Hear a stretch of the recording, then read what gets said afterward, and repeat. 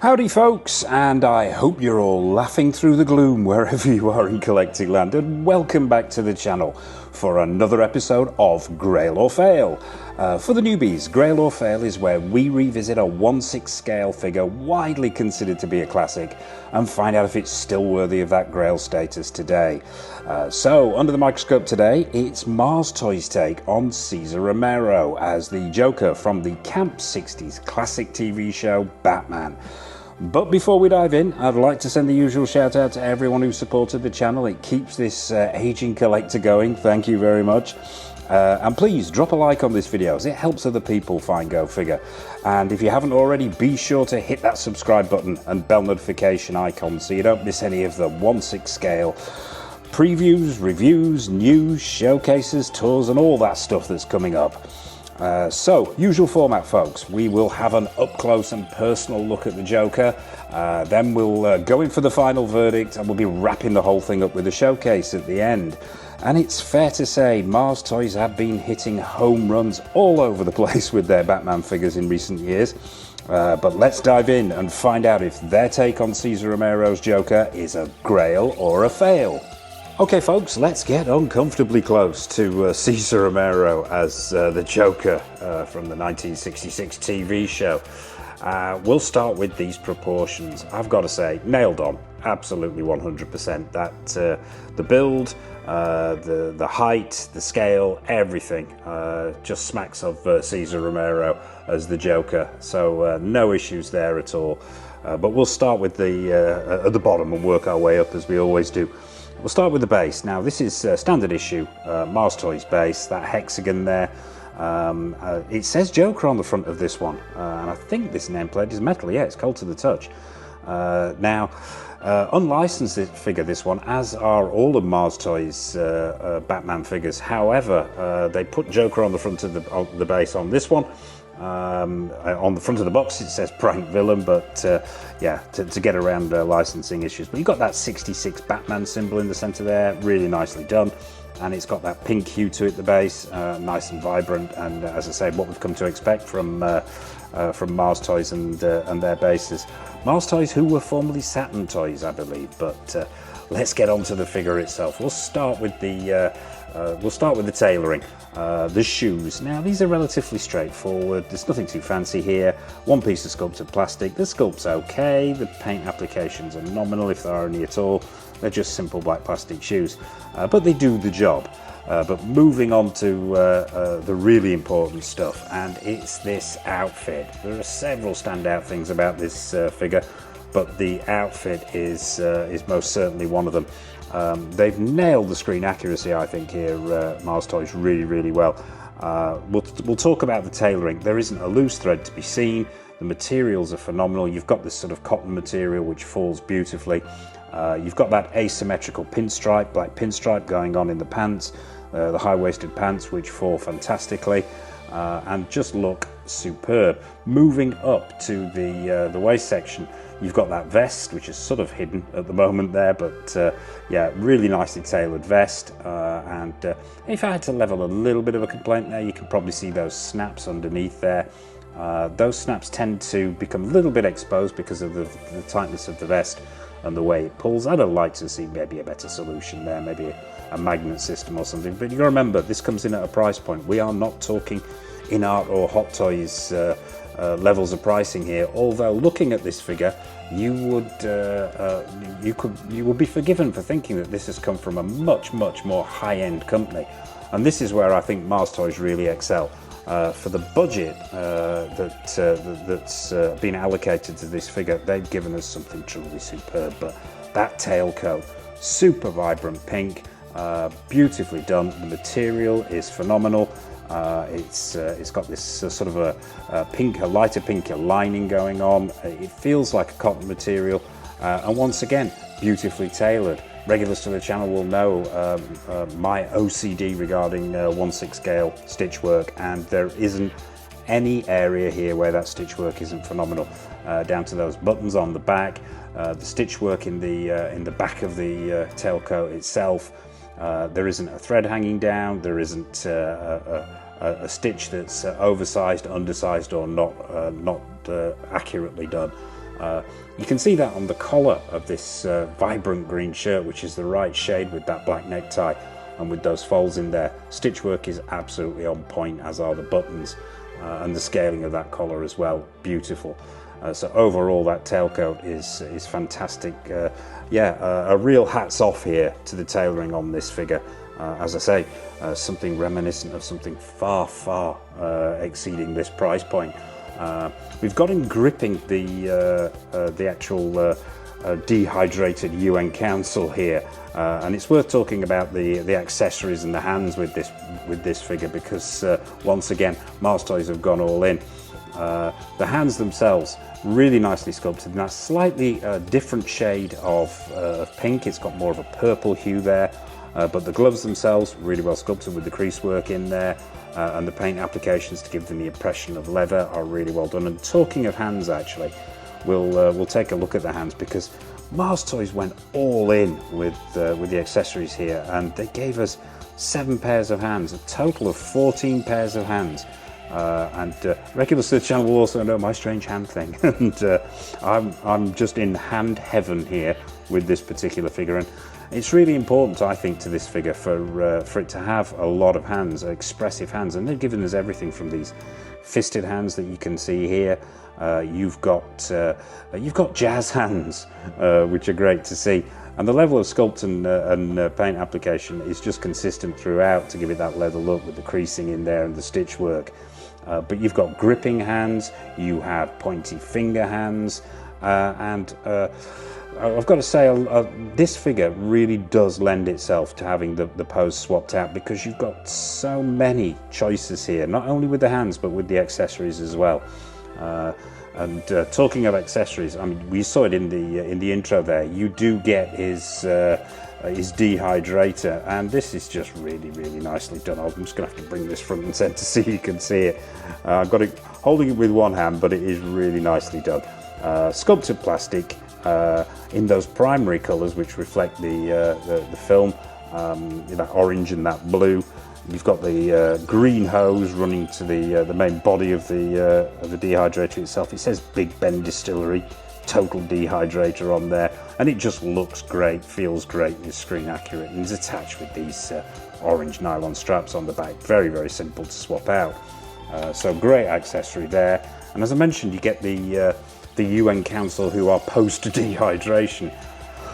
Excuse me. Now, lesser companies would have gone for one piece of sculpted plastic with this particular accessory. Not Mars Toys. What they've given us here are individual test tubes with clear plastic and a silver plastic stand, and inside each one of these test tubes is actually a multicolored sand, a different colored sand. Now, as I said, lesser companies would have gone for all one piece of sculpted plastic paint on the inside, and job done, but not Mars Toys. They've given us individually removable test tubes, which is just the attention to detail is really life affirming for a 6-scale collector.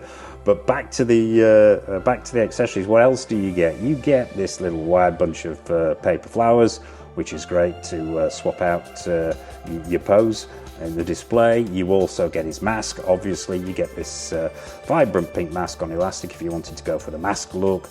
You get the picture frame, and this is a great little addition. This really does add an extra dimension to the display when you use it. All one piece of sculpted plastic, nice detailing on there, and it's got that sort of brass finish paintwork on it. Yeah, it's great fun mucking about with this. You also get his surf shorts, his oversized surf shorts, which are in a man-made material. They're sort of a nylon material with a screen accurate pattern on there, with sort of a blues, reds and yellow paisley thing going on, and super easy to swap out if you're wanting to use that. Let's talk about head sculpts now. I'm going to bring these two swap out head sculpts front and center. Now, the fact that Mars Toys decided to give us 3 head sculpts with this figure represents something, I think, in 1/6 scale collecting that we don't see very often, and that's superb value for money. So you get 2 other head sculpts, smiling head sculpts, slightly different. They're not identical. They are similar, but not identical, and this is where we really see this figure come into its own. and I hope the light is catching the detail on this. There isn't an angle here where this is not Cesar Romero for me, but let's talk about paint applications. The paint applications are superb on this, in my opinion. You've got that white that gradiates into the neck there. The colour of the hair is absolutely on point. If I had to level a complaint or a criticism, I would say maybe that hair could be slightly more HD. Let's get it into the light a little bit more. The individual strands could be picked out maybe slightly more, but that's nitpicking. I think that is simply superb.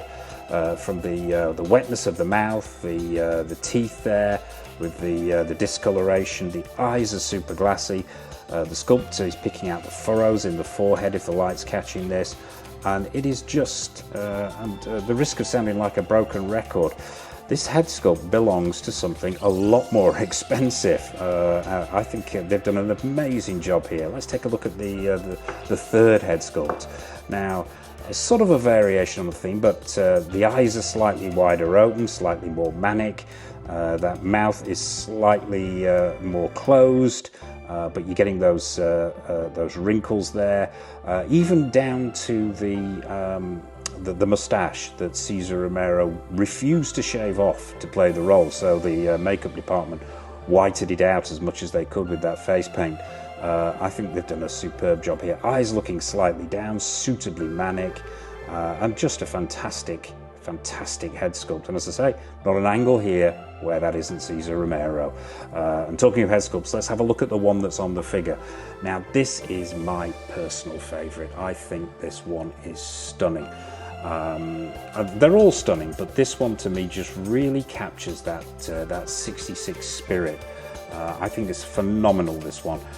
It's slightly wider open eyes there, and you've got that sort of pursed thing going on with the mouth there. Is it shock? Is it surprise? Is he scheming some evil scheme? Who knows? But it just works, and it looks suitably menacing while suitably hilarious simultaneously. And once again, a testament to Mars Toys' work on the Batman line here, with the level of detailing and the paint applications going on there. And any angle you come at this from, it is unmistakably Cesar Romero. So there you have it, folks. The fixed neck head sculpts, actually, it's worth mentioning that before we move on.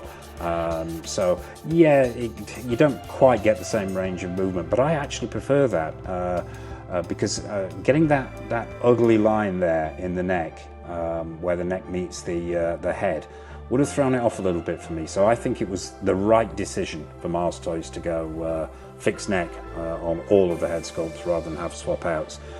So yeah, there you go, folks. That is Cesar Romero, courtesy of Mars Toys. So it's time for a final verdict on this guy. Okay, folks, so it's verdict time on Mars Toys' take on Cesar Romero as a 66 Joker. Is he a Grail or is he a fail? Let's start with the good stuff. That base, really nicely done. Proportions, nailed on, as I keep banging on about. The outfit, the screen accuracy of the outfit, excellent. The colours are right. The stitch work, the clothing itself, perfect. The accessories, where to begin with the accessories? 3, yes, count them, 3 swap out head sculpts. The dehydrator, the shorts, the flowers, the frame, as you can see, the test tubes, the swap out hands, brilliant, amazing choice, amazing detail, really well sculpted, really well painted.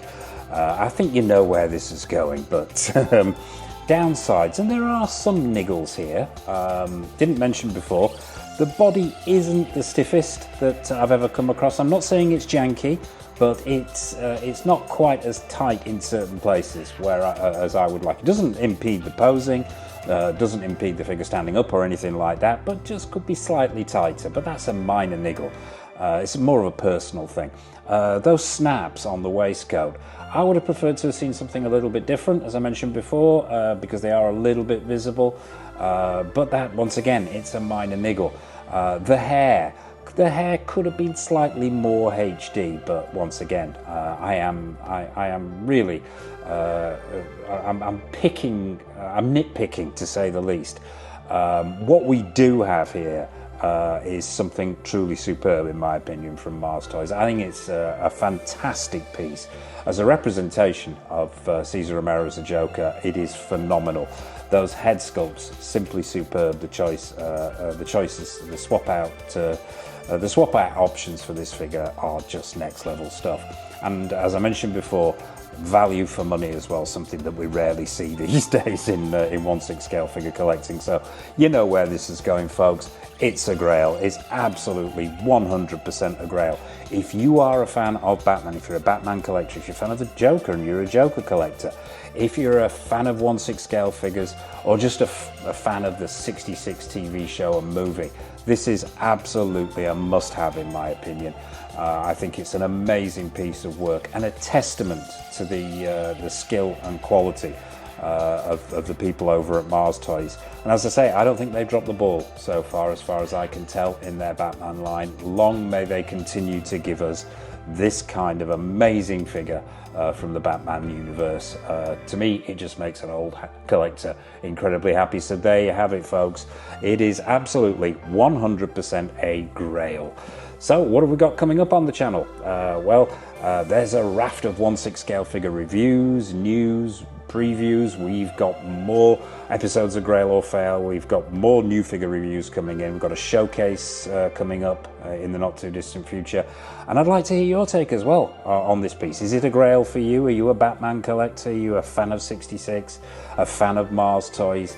Please, what's your take on this figure? I would be fascinated to hear, so drop a comment in the comment section below. Nothing is off menu. And I suppose all it remains for me to say is, as always, a massive thank you for watching. I hope you've enjoyed this episode of Grail or Fail. And from myself and from Cesar Romero, as always, take care of yourselves, happy collecting, and it's over to the showcase.